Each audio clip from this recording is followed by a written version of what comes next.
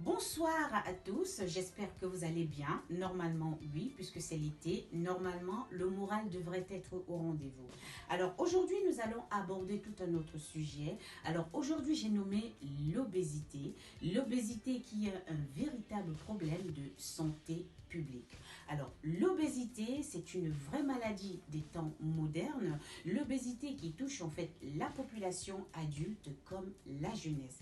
Alors l'obésité, qu'est-ce que c'est? L'obésité, selon l'OMS, est un excès de masse grasse entraînant certains inconvénients pour la santé. Quels sont les symptômes de l'obésité? On a un poids élevé, on a un surplus de graisse reparti dans plusieurs régions du corps, telles que les hanches, les fesses, le ventre, le cou, le visage, etc.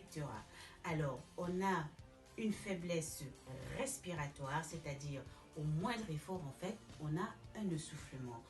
L'apnée du sommeil, une transpiration excessive. Quelles sont les causes de l'obésité et du surpoids?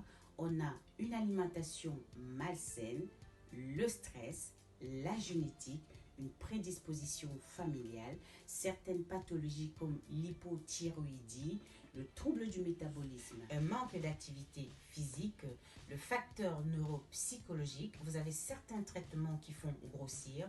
Alors, il faut savoir que la cause fondamentale de l'obésité et du surpoids est un déséquilibre en fait entre les calories consommées et les calories dépensées. Quels sont les risques de l'obésité? Vous avez le diabète, vous avez les pathologies cardiovasculaires, l'artériosclérose, c'est-à-dire les artères qui se bouchent, manque d'estime de soi, l'AVC, le chômage, hypertension artérielle, augmentation de la perte d'autonomie, isolement social, problèmes respiratoires, l'apnée du sommeil, problèmes psychologiques, l'arthrose, la déshydratation. Quelle est la différence entre l'obésité et le surpoids?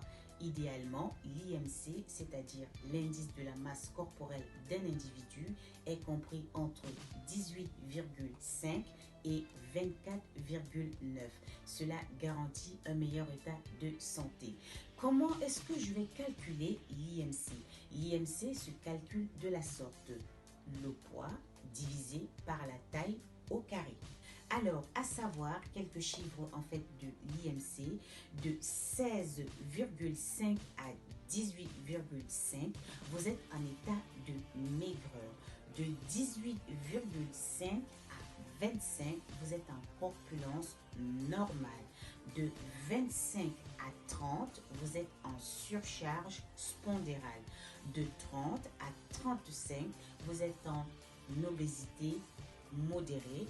De 35 à 40, vous êtes en obésité sévère, et à plus de 40, vous êtes en obésité morbide. Comment prévenir l'obésité?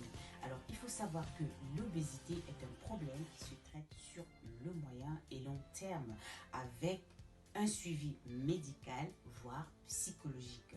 Il faut lutter contre la sédentarité, respecter les heures de repas, privilégier en fait les exercices physiques, éviter le grignotage, faites une demi-heure de marche par jour dans la mesure du possible, mangez sainement et dans la mesure du possible, consultez une diététicienne afin de vous aider à trouver le meilleur régime alimentaire possible. Alors, à noter que l'obésité touche la jeunesse.